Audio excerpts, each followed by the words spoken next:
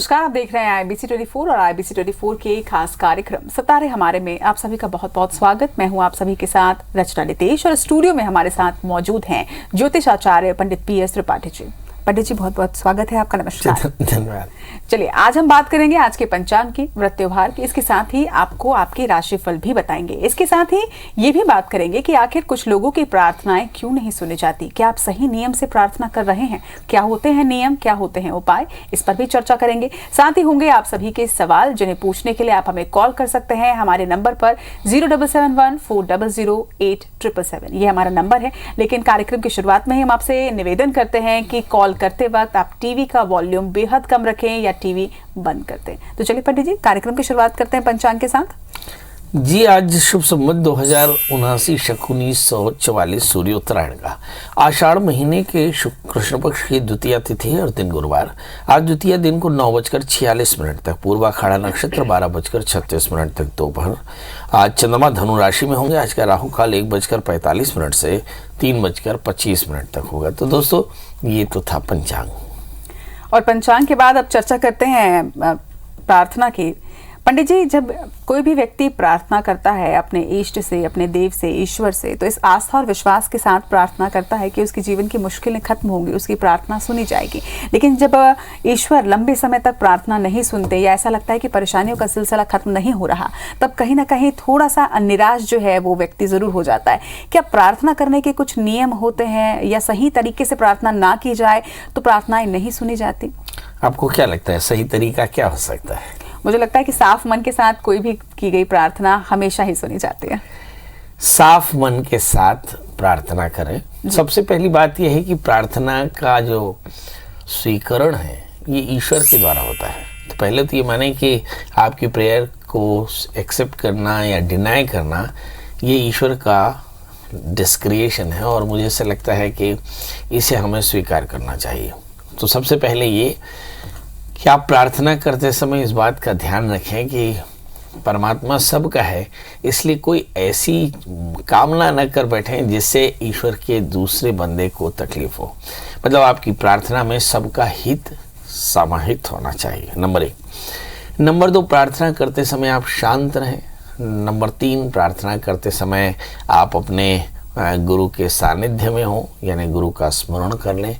Number 4, प्रार्थना करते समय आप पवित्र हों। नंबर 5, आपकी जो सबसे महत्वपूर्ण ज़रूरत है वही आपकी प्रार्थना होती है।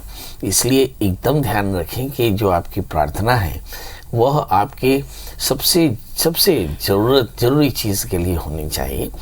और सीधा रहें, सीधे पद्मासन लगा कर बैठें, पूर्वाभिमुख होकर बैठें और भगवान के ध्यान को करते रहें।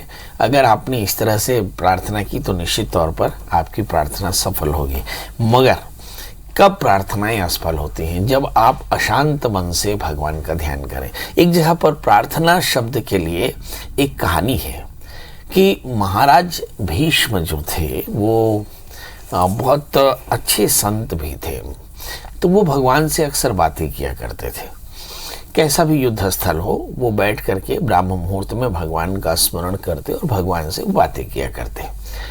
एक बार जब महाभारत का युद्ध शुरू हुआ तो दुर्योधन ने बहुत तरह से भीष्म पितामह को प्रताड़ित किया और कहा कि भाई देखो हमारे जो प्रधान सेनापति हैं उन्हें तो अर्जुन बहुत प्रिय है, तो अर्जुन की तरफ वो बाण फेंकते ही नहीं। पांडवों से उन्हें बहुत स्नेह है, इसलिए वो पांडवों का ही चाहते नहीं।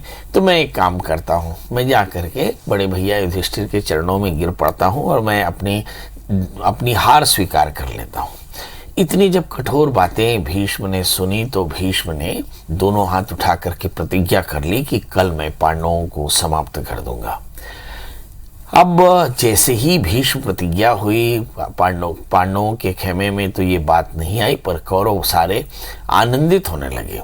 भगवान कृष्ण को चिंता हुई। भगवान कृष्ण ने गुप्तचरों से पूछा तो बताया कि आज भीष्म ने प्रण किया है कि कल का खेल खत्म होगा, पांडव सारे मारे जाएंगे। कृष्ण को चिंता हो गई। कारण इसलिए कि भीष्म अपनी प्रतिज्ञा में पक्के थे। और फिर भीष्म ने दूसरी बात भी कही कि दुर्योधन की पत्नी कल प्रातः काल ब्राह्म मुहूर्त मुझे आशीर्वाद ले तो मैं उसे अखंड सौभाग्यवती होने का आशीष भी दूंगा। अब भगवान कृष्ण ने युक्ति भिड़ाई और प्रातः काल ब्राह्म मुहूर्त में दुर्योधन की पत्नी के जाने से पहले उन्होंने द्रौपदी को आशीष दिला दिया। और द्रौपदी को जैसे ही आशीष दिलाया फिर भगवान कृष्ण ने पूछा कि अब बताओ भीष्म अब क्या करोगे, क्योंकि एक तरफ तुमने प्रण किया कि तुम पांडवों का वध कर दोगे और दूसरी तरफ तुमने द्रौपदी को आशीष दे दिया, तो अब क्या करोगे। अब भीष्म के सामने मरने वाली स्थिति उत्पन्न हुई। भीष्म को इच्छा मृत्यु का वरदान था और अब भीष्म ने कहा कि मैं देह त्याग करूंगा। कृष्ण कल अर्जुन से कहना कि शिखंडी को सामने करके मुझ पर वार करे और मैं शिखंडी पर वार नहीं करूंगा, और अर्जुन से कहना कि बाणों की बौछार कर दे और फिर मैं अब देह त्यागना चाहता हूं। अब भीष्म ने कहा कि महाराज ये तो सारी बातें आपकी हो गई, एक बात मुझे बताइए, आज मेरा मन ध्यान में लग क्यों नहीं रहा था। भगवान ने हंसकर कहा कि भीष्म ऐसा क्या पहले कभी हुआ। भीष्म ने कहा ऐसा बिल्कुल नहीं, इससे पहले मेरे अंतःकरण में आप हमेशा आकर के मुझसे चर्चा करते थे। तो भीष्म को भगवान कृष्ण ने कहा तो आज कुछ ऐसा जरूर किया होगा जो बहुत गड़बड़ है। तो भीष्म ने कहा कि हाँ, आज मैंने प्रण किया कि मैं पांडवों का वध कर दूंगा। बस यही बात भगवान कृष्ण ने मुस्कुरा कर कहा कि यही बात तुम्हारे स्वभाव से मेल नहीं खाती। तुम आक्रांता नहीं हो, तुम मेरे भक्त हो, इसलिए कभी भी किसी दूसरे का हित रखकर जब तुम मुझ पर मेरी प्रार्थना करोगे, मेरा ध्यान करोगे, तो मैं तुम्हें ध्यान में नहीं दिखाई पड़ूंगा। आज तुमने अपनी जिंदगी में पहली बार गलत काम किया। तो बस ये जाने रहिए कि जब कभी भी आप ध्यान कर रहे हो तो दूसरे का अहित आपके अंतःकरण में नहीं होना चाहिए, क्योंकि अगर परहित नहीं किया तो आप जाने रहिए कि परमात्मा आपके ध्यान में नहीं आएगा और आपकी प्रार्थनाएं नहीं सुनी जाएंगी। बिल्कुल, अच्छे भाव से की गई प्रार्थना हमेशा ही स्वीकार्य होती है, तो अपने साथ साथ सभी का हित चाहें और मुझे लगता है कि ये आपके जीवन में खुशियों का कारण भी अवश्य बनेगी। चलिए कॉलर्स का अब रुख कर लेते हैं। कवर्धा से हमारे साथ हमारे पहले कॉलर आलोक आज जुड़ रहे हैं। आलोक अपना सवाल पूछेगा, अपना जन्म समय, तिथि और स्थान भी बताइएगा। मैं अपनी बेटी के बारे में जानना चाह रहा था। आलोक जी जन्म तारीख बता दें। जन्म तारीख है 19 फरवरी 2007।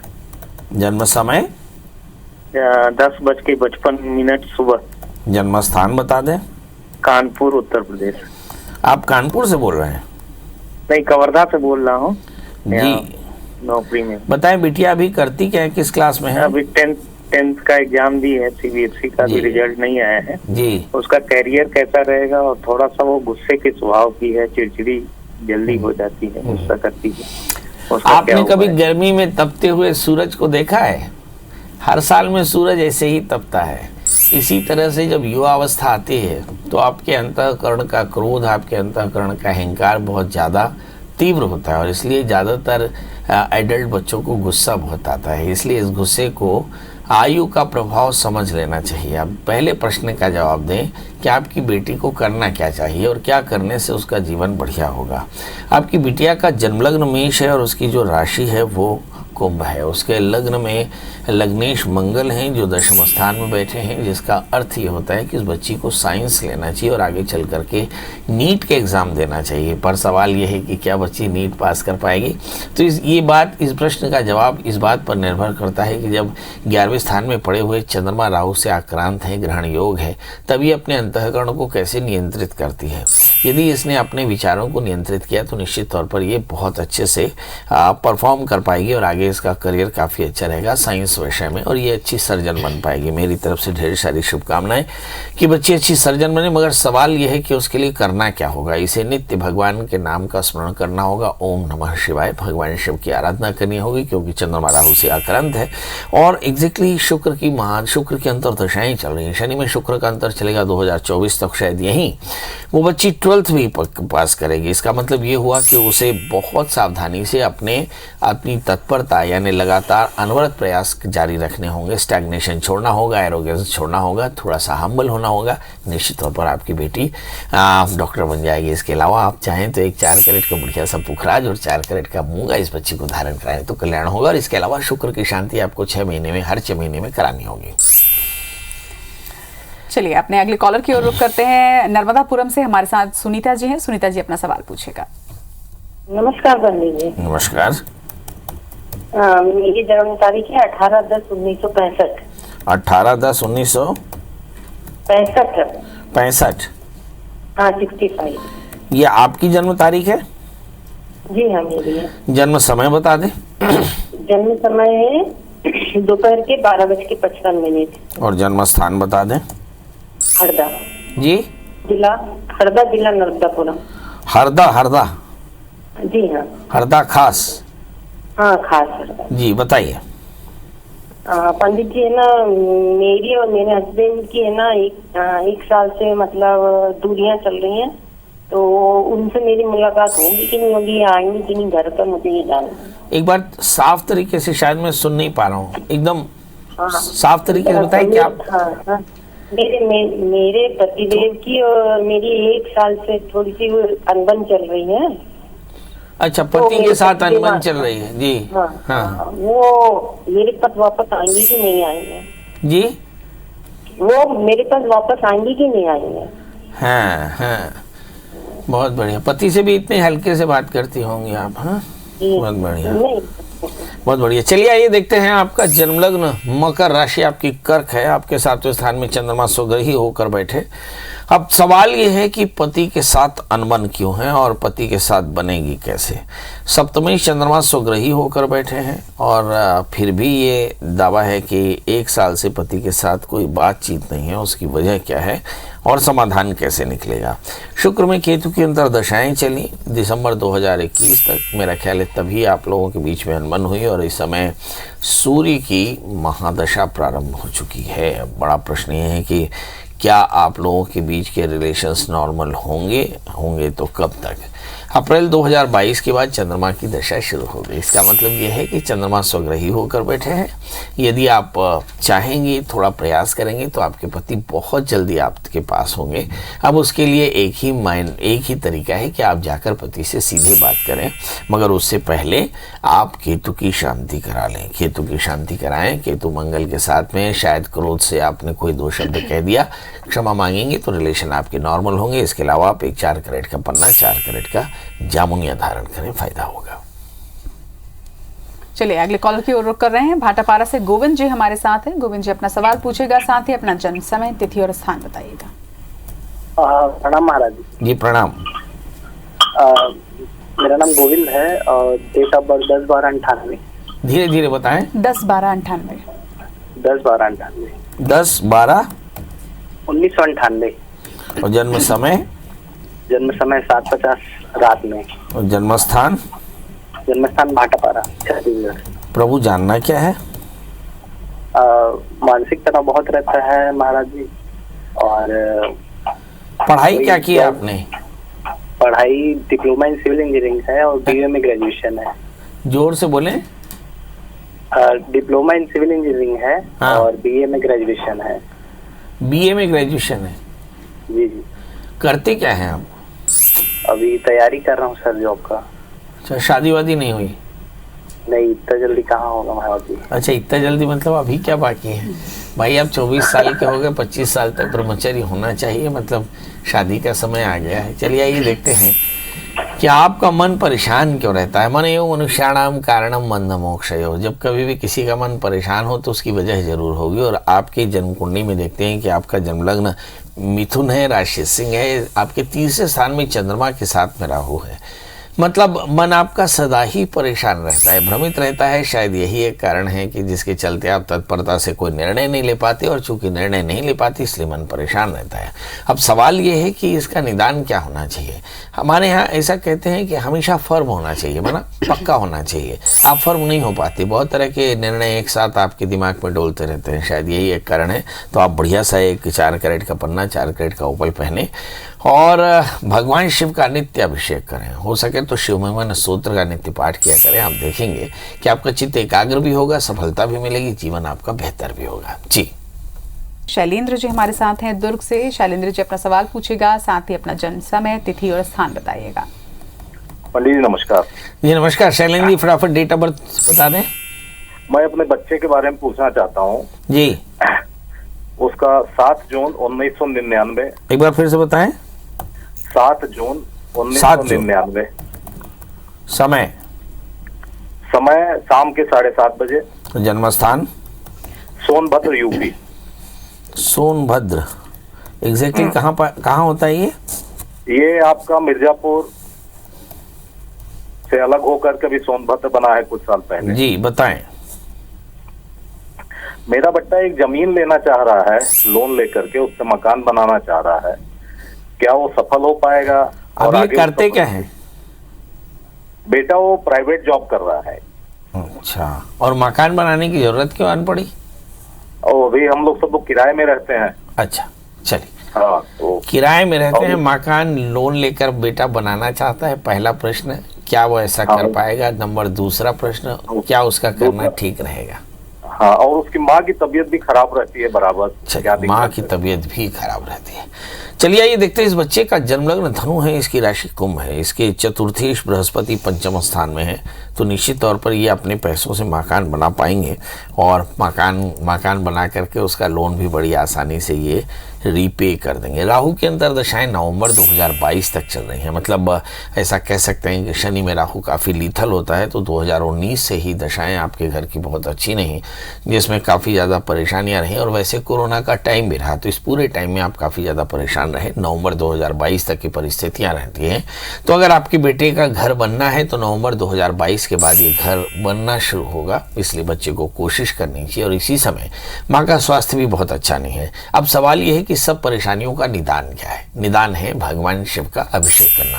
तो आप अपने घर में किसी विद्वान आचार्य से नमक चमक के साथ रुद्राभिषेक करा लें। याद रखिएगा, नमक चमक के साथ रुद्राभिषेक करा लें, आप निश्चित तौर पर आपके बच्चे की ये परेशानी दूर हो जाएगी। क्योंकि ऐसा लिखा है कि भावी बैठ सकहीं त्रिपुरारी।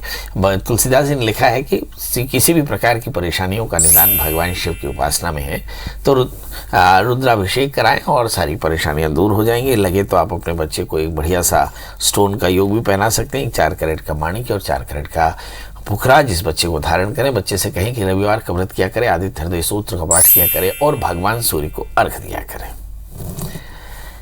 चलिए अगली कॉलर की तरफ रुख कर रहे हैं। कोरबा से धर्मपाल सिंह जी हमारे साथ हैं। धर्मपाल जी, बहुत बहुत स्वागत है आपका, और अपना सवाल पूछेगा, साथ ही अपनी जन्मतिथि, समय और स्थान। जी हाँ, प्रणाम पंडित जी। जी प्रणाम, बताएं। हाँ, माखनपुर से बोल रहा हूँ, जिला कोरबा, छत्तीसगढ़ से भाज। जी प्रभु। हाँ, मेरा जन्म तिथि है 11/10/1960, दिन मंगलवार। जन्म समय? समय सुबह। अच्छा, जन्म स्थान? माखनपुर है, जिला कोरबा, छत्तीसगढ़। जी, अभी काम क्या करते हैं? काम महाराज मैं तो नौकरी कर रहा हूँ वन विभाग में, रेंजर पद में हूँ अभी। 60 का जन्म है ना? हाँ, 60 का है। तो आपका रिटायरमेंट आ गया होगा करीब? वो साल भर बचा है महाराज मेरा। साल भर बचा है। जानना क्या चाहते हैं, बताइए। मैं 2 साल से बहुत परेशान हूँ महाराज। मैं कोई भी काम करवाता हूँ, सफल नहीं होता है, और दिनों दिन कर्जे में डूबते जा रहा हूँ। दिनों दिन कर्जे में डूबते जा रहा हूँ। अभी जो भी काम करता हूँ सफल नहीं होता। देखिए, सच बात तो यह है कि बीते 2 सालों से या 3 सालों से हम कहें कि सबकी हालत खराब है, क्योंकि कोरोना महामारी और उसके बाद में खर्च का दबाव और काफ़ी तनाव, काम में कमी, इस तरह की चीज़ें सभी ने देखी हैं। देश के देश इस परेशानी से पीड़ित हैं, तो आपको भी थोड़ी सी परेशानी आई, थोड़ा धैर्य रखें। हम अपने दर्शकों से भी गुजारिश करते हैं कि ये समय संक्रमण काल है। पीढ़ियों ने ऐसा वक्त नहीं देखा होगा कि जब रिसेशन हो, जब वॉर, दुनिया का एक हिस्सा जल रहा हो, वर्ल्ड वॉर की परिस्थितियां हों, कोरोना महामारी अपना मुंह बाय खड़ी हो, तो इसे प्रलय काल ही कहते हैं। इसलिए धैर्य रखें। आपका जन्म लग्न कन्या है, राशि आपकी मिथुन है, लग्न में सूर्य है, आपके रोगेश ऋणेश आपके चतुर्थ भाव में है। शायद आपने मकान बनाने या किसी प्रकार का लोन आपने लिया हो, शायद इसके कारण ये थोड़ी सी परेशानी। इस समय जो दशाएं चल रही हैं उस पर अगर नजर डालें तो शुक्र की अंतर्दशाएं चल रही थी, अभी सूर्य, और इसके बाद में अब चंद्रमा की अंतर्दशा चल रही है। मतलब निश्चित तौर पर जनवरी 2023 तक आपको तनाव हो सकता है। अब सवाल ये करना क्या चाहिए। चाहिए। तो आपको चाहिए कि आप भगवती महामाया की प्रियता के लिए ये जो आषाढ़ महीने के शुक्ल पक्ष की पंचमी तिथि आएगी, इसमें कलश स्थापन करके अष्टमी तक 9 पाठ करा लें दुर्गा सप्तशती के, और फिर कन्या का जीवन करें, फिर विधिवत हवन करें, फिर पारण करें। ऐसा अगर आपने सकाम अनुष्ठान किया तो निश्चित तौर पर यह परेशानी दूर होगी। इसके अलावा आप एक 4 कैरेट का पन्ना, 4 कैरेट का उपल धारण करें। घी और चीनी का दान करें तो कल्याण होगा। और अब समय है हमारे सवाल का, उसका भी जवाब पंडित जी से ले लेते हैं। पंडित जी, आज हमने प्रार्थनाओं की बात की, तो प्रार्थनाओं की जब बात की जाती है या पूजा अर्चना की जब बात की जाती है तो समय को लेकर हमेशा से एक बात कही जाती है कि सुबह ही पूजा करना चाहिए। लेकिन आजकल के जो युवा हैं, बहुत सारे लोगों की जो काम का समय होता है, नाइट शिफ्ट में बहुत से लोग काम करते हैं, वो पूजा तो करना चाहते हैं, लेकिन अगर वो रात को 2-3 बजे सोएंगे तो स्वाभाविक सी बात है कि सवेरे नहीं उठ सकते। ऐसे में अगर 12 बजे के बाद पूजा अर्चना करें तो क्या वो फलीभूत नहीं होता? देखिए, आपने बड़ा अच्छा प्रश्न किया। प्रार्थना के लिए जो सबसे उत्तम काल है जब एटमॉस्फेयर का टेम्परेचर आपके बॉडी के टेम्परेचर से कम हो, तब वहां पर पूजा करनी चाहिए और उस स्थान पर पूजा करनी चाहिए। तो ऐसी स्थिति में प्रार्थना करते समय अगर आप 12 बजे करेंगे तो आपका चित्त एकाग्र नहीं होगा, और चित्त एकाग्र नहीं होगा ऐसी स्थिति में केवल जीव से आप मंत्र का जाप कर सकते हैं। चित्त के साथ, मन बुद्धि के साथ आपका ध्यान नहीं लगेगा। ऐसी स्थिति में आपको चाहिए कि आप संध्या काल में जब सूर्यास्त हो जावे, रात्रि काल में आप भगवान का स्मरण करें, भगवान की प्रार्थना करें। निश्चित तौर पर ये फायदा देगी। और तो रात्रि काल में आप अपने वर्क से, काम से फारिग होकर के बढ़िया स्नान कर लें, स्नान करके भगवान का एक माला जप कर लें, जो प्रार्थना करनी है प्रार्थना कर लें। मगर प्रार्थना करते समय मीडिया आप फायर यानी अग्नि को जरूर बनाएं, यानी अगरबत्ती या दिया जरूर जला कर रखें। इससे आप देखेंगे कि आपकी प्रार्थनाएं सफल होती हैं। ये तो हमारे प्रश्न का जवाब है। अब अगला प्रश्न, क्या किसी वस्तु का दान आपके ज़िंदगी में परेशानी पैदा कर सकता है? ये एक प्रश्न है, क्योंकि बहुत सारे आचार्य कहते हैं कि कंबल का दान करने से आपका शनि खराब हो गया। तो ऐसा क्या हो सकता है कि किसी भी तरह का दान आपकी ज़िंदगी में परेशानी पैदा कर सकता है? ये प्रश्न आपके लिए हम छोड़े जा रहे हैं। इस प्रश्न का शास्त्रीय जवाब हम आपसे अपेक्षा करते हैं, ताकि वे सभी आचार्य जो इस तरह का प्रमाद से शब्द कहते हैं, वे आने वाले दिनों में भविष्य में ध्यान रखें कि क्या कोई भी वस्तु का दान आपके लिए परेशानी की वजह बन सकता है। जी बिल्कुल पंडित जी, बहुत ही अच्छा सवाल है, क्योंकि हमने तो हमेशा यही सुना है कि दान करने से पुण्य की ही प्राप्ति होती है, लेकिन क्या दान करने से भी परेशानियां हो सकती हैं? इसका जवाब कल इसी समय पर आपको मिलेगा सितारे हमारे में। तब तक के लिए दीजिए इजाजत।